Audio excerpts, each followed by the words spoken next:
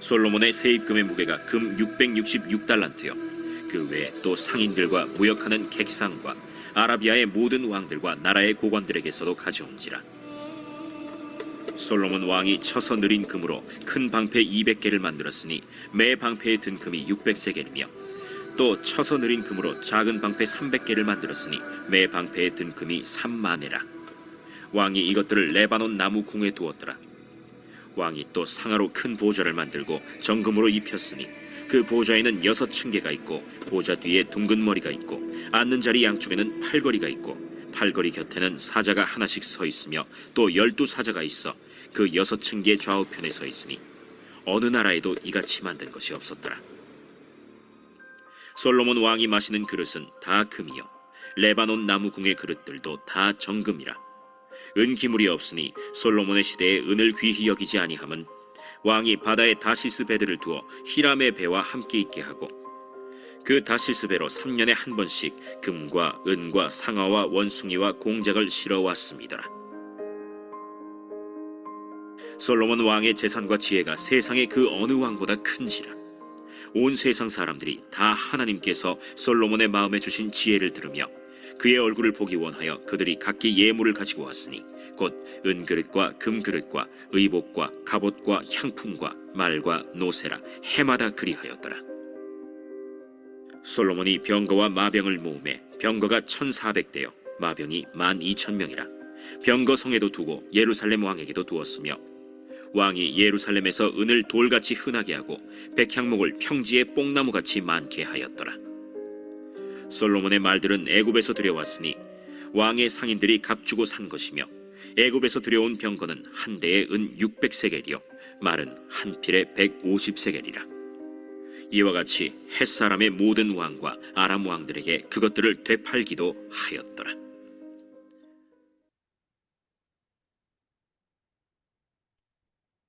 오늘 본문의 말씀은 솔로몬 왕의 금과 또 말과 마병이 얼마나 많은지를 기록하고 있습니다. 내일 말씀에 보면은 솔로몬 왕의 부인들에 대한 이 말씀이 나오고 있습니다. 솔로몬의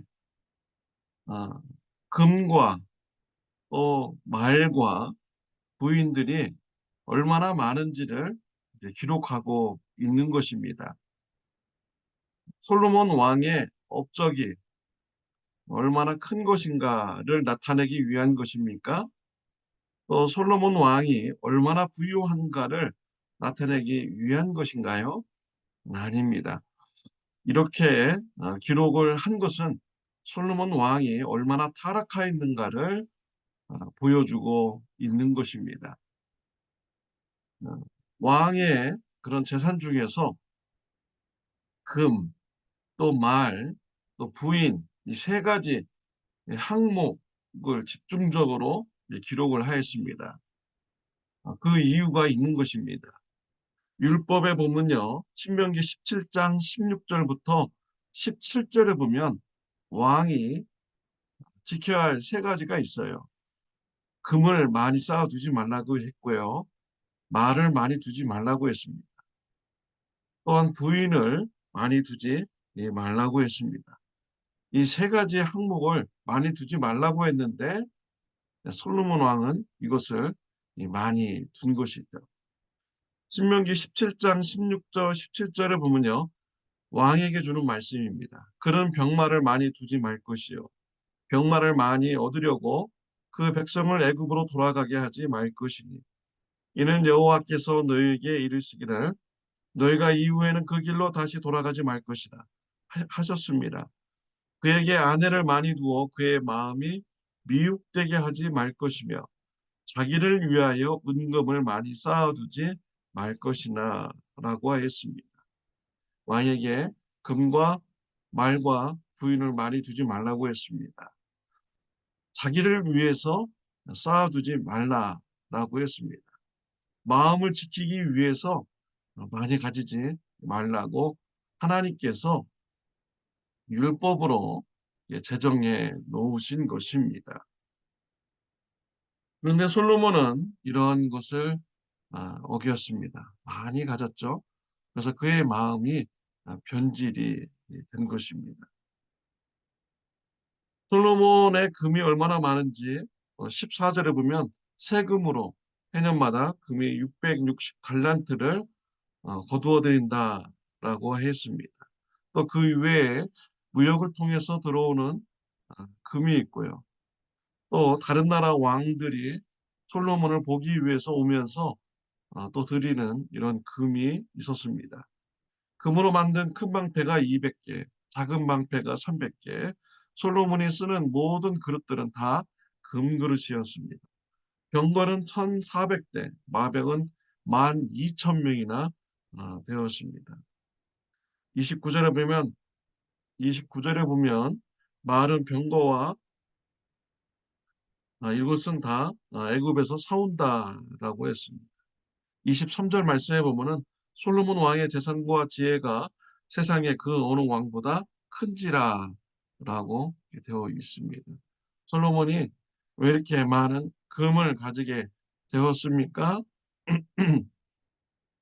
하나님께서 그렇게 주셨습니다. 많이 주신 것이에요. 솔로몬의 왕의 재산과 지혜가 세상의 어느 나라 왕보다 크게 주신다고 하나님께서 약속을 하셨습니다. 열왕기상 3장 12절부터 13절에 나오고 있어요. 솔로몬이 하나님께 지혜를 달라고 간구했습니다. 하나님께서 기쁘게 생각하셨어요. 그래서 하나님께서 약속하기를 많은 부귀 영화를 주신다라고 했고요. 내 평생에 왕들 중에 노아 같은 자가 없을 것이다 라고 하셨습니다. 하나님께서 약속하신 대로 많은 부귀 영화를 솔로몬에게 주신 것입니다. 하나님 또 받은 축복을 누리는 것이 뭐가 잘못된 것입니까? 잘못된 것은 아니죠. 그런데 하나님께서 왜 주셨습니까? 하나님께서 솔로몬에게 지혜를 왜 주셨나요? 왜 기쁘게 생각하셨나요?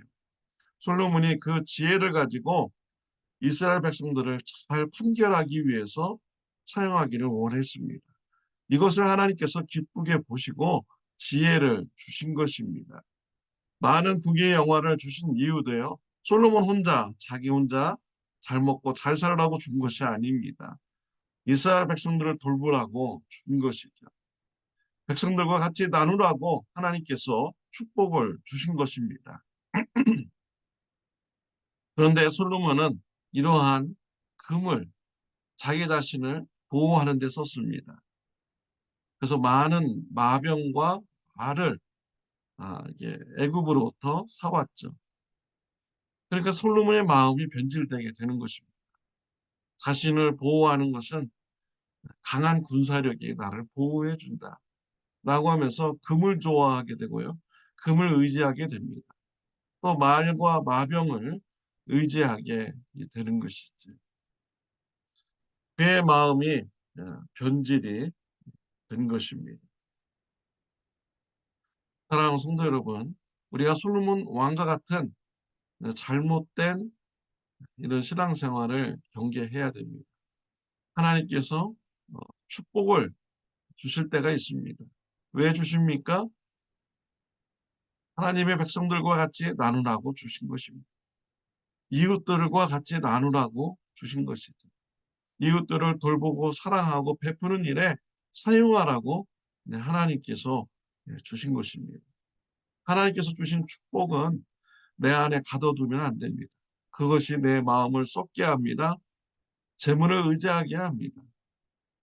하나님께서 주신 축복은 흘러내 보내야 됩니다. 이웃을 돌보고 사랑하고 섬기는 일에 사용되어야 합니다. 하나님 나라를 확장을 위해서 사용되어야 하는 것이죠. 그럴 때 우리가 하나님을 더욱더 의지하게 되고 하나님을 사랑하는 자가 되는 것입니다. 세상 물질 잠시 있다가 없어지는 것입니다. 하나님 앞에 갔을 때는 세상 물질, 부귀영화 가지고 갈 수가 없습니다. 하나님 앞에서 심판받을 때가 있습니다. 하나님 앞에 섰을 때 잘했다. 칭찬받아야 되지 않겠습니까? 충성된 종이라 칭찬받아야 되지 않겠습니까? 세상 부귀영화에 빠져서 하나님 잃어버리고 하나님 앞에 갔을 때 하나님도 칭찬받지 못하고 인정받지 못하면 실패한 인생인 것이죠.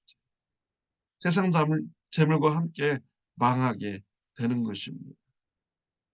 하나님께서 주신 축복 이웃들에게 흘러 보내시기를 바랍니다. 마음을 온전히 지켜 하나님만 사랑하는 삶 되시기를 바랍니다. 하나님만 의지하는 삶 되시기를 기도드리겠습니다. 하나님 아버지, 우리가 솔로몬 왕의 잘못된 신앙생활을 보게 해주시니 감사합니다. 우리의 마음을 지키는 자가 되게 하여 주옵소서. 세상 좋은 것보다 하나님을 더 사랑하는 자가 되게 하여 주옵소서. 하나님 한 분만으로 만족한 자가 되게 하여 주옵소서. 하나님 앞에 갔을 때 인정받고 칭찬받는 성공적인 신앙의 삶이 될 수 있도록 축복하여 주옵소서. 예수님의 이름으로 기도드렸습니다. 아멘. 좋은 하루 되시기를 바랍니다.